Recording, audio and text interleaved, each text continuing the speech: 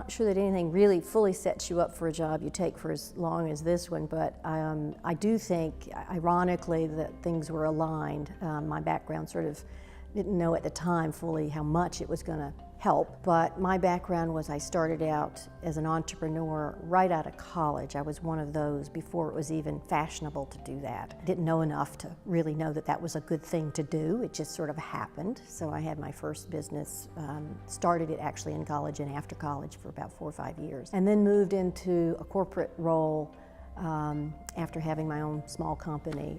So I was very entrepreneurial, and that actually was an attribute at that time. They were looking for game changers in an old line telecommunications company right at the height of telecommunications.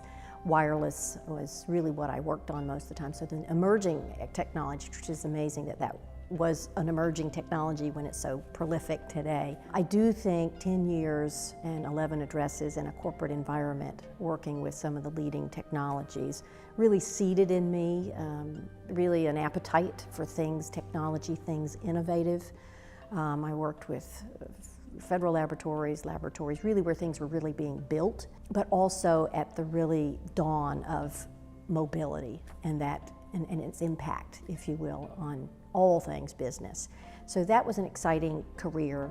When I finalized that, and my company was purchased by Verizon, or what became Verizon at the time, I decided to come back to this area because I'd spent so much time here, and really did another entrepreneurial business, if you will, with another partner. And that was really as a give back.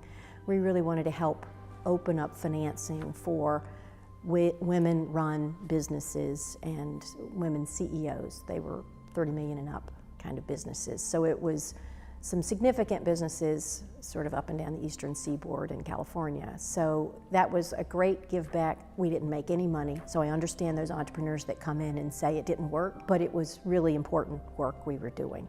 And I really wanted to get closer to the technology, and ended up leaving that and moving over to Columbia Capital, which at the time was a venture fund specializing in communications. So it was a little more close to my roots, but it also was a nice place where my investor relations and strategic planning and sort of business and my technology love really made a difference. So I ended up kind of all three of those stools that I think helped me, equip me, if you will, when I got a call about Mava and coming on board with Mava. And I knew Mava. I was actually a member of Mava, so I've been on both sides even of the Mava fence. I was a customer and a consumer, knew a little bit about what it did. I actually was a volunteer. Mava has had a long history of tapping people in the community to volunteer and to serve. So I knew the value of that. I knew the culture of that, and so it seemed at the time, it was a time, I think, when there was a lot going on, a lot of turmoil at Mava, in the sense that it was a turnaround period, and I had some knowledge of the industry. So, and I think corporate helped, and I think being entrepreneurial helped. So with that, I came on board, and really came on board because there were some terrific leaders at the time at Mava, and they gave me great confidence that this was an organization that was primed and wanted to move up and grow and have an impact.